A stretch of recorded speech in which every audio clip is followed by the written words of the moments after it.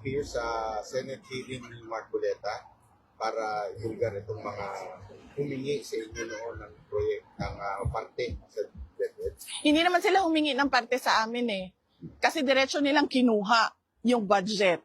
Diretso nilang kinuha ang school building program, ang SBP, at pinaghati-hatian nila sa loob ng House of Representatives.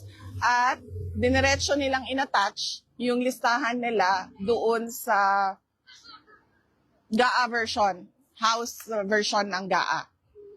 At inakyat nila sa Senate. In fact, during the Senate hearing ng Department of Education, lumabas yun at tinanong yun ni Senator J.V. Estrada. Pero nung nagsabi kami, at alam yun, ni BBM, wala naman siya reaction eh. So, kaduda-duda kung bakit bigla ngayon meron tayong investigasyon sa flood control projects. Kung seryoso talaga sila, and si BBM alam niya yan, kasi governor siya dati, mayor ako dati, alam nating lahat kung ano yung anomalya, ano yung korupsyon sa budget ng gobyerno, sa projects ng gobyerno.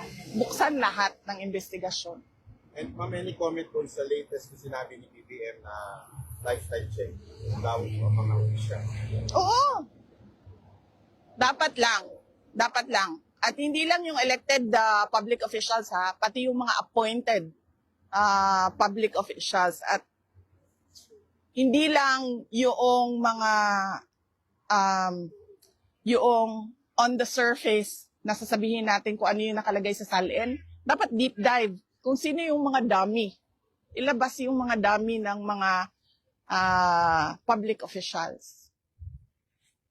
VP, kung may pagkakataon kayo ngayon, paano nyo haharapin itong problema ng korupsyon, lalong-lalo na sa infrastructure? Yan yung sinasabi ko kanina na ayoko magbigay ng libreng advice sa administrasyon. Panoorin na lang natin sila sa circus nila.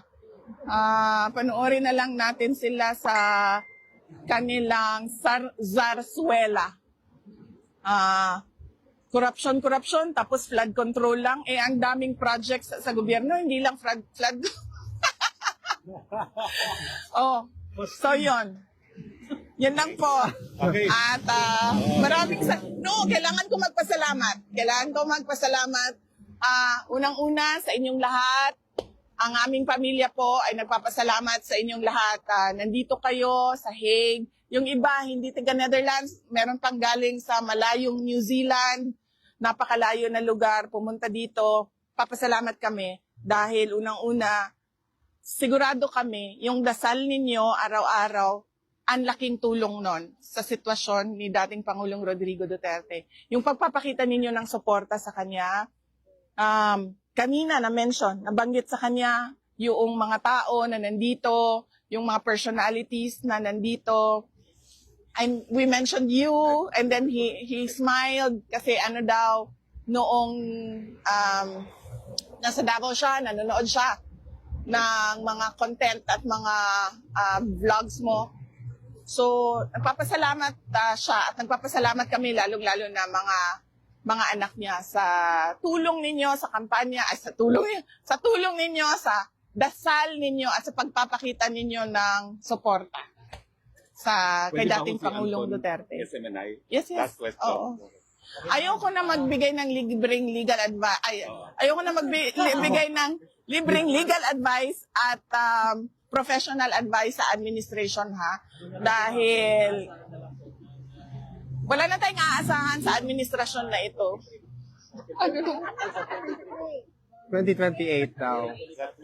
Sa September 23, ano ba yung aasahan daw ng mga Pilipino? Wala pa tayong, antayin na lang natin ang announcements ng defense team ni dating Pangulong Rodrigo Duterte. Pero ang pagkakaalam ko ay meron tayong pagtitipon sa 21 at 20 at 21. Yes. 20, We have- 21, tatlong araw na. 22, Actually, ma'am, it's from 19 to the 24th. 19, 20, 21, 22, 23, 24. Okay, 19 6 days. Okay. September. So merong pagtitipon ang mga Filipinos dito sa The Hague September 19 until September 24. 26 yan. So, yun yung mga mangyayari sa We will also buwan ng have the September. exhibits, ma'am, also. We will reinstall the exhibits that Yes. sa Lanban. Okay, sige. Okay, sige. Reinstall the exhibits. Maraming salamat Maraming salamat sa suporta ninyo. And sa 20 and 21, meron din sa Japan. Malaki yung hinanda ng Filipino community sa Japan, September 20 and 21. Nagpapasalamat kami na hindi kayo bumibitaw. Yes. Maraming salamat. Hanggang sa dulo. Ang tanong, malaki rin ba dito sa Netherlands? Malaki rin ba? Yes! Sigurado kayo? Thank you, VP. Opo, salamat. Thank you. Yes. Oo. Doon po ang So, di pila. rin na mo kayo para kausal lang sila magpapicture.